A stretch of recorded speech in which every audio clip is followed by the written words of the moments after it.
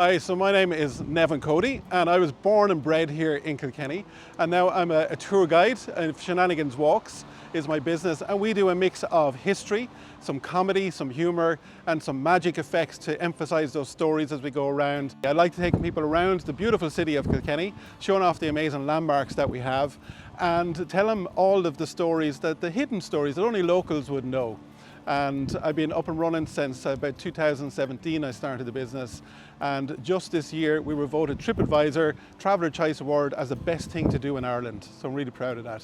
Kilkenny City is a vibrant city, and we're known for the festivals that we have. We have festivals nearly 11 months of the year, and we've got the arts, we've got the Design and Craft Council here based in the city, so we've got a real artist vibe going on in the area, and we have the art festival every year.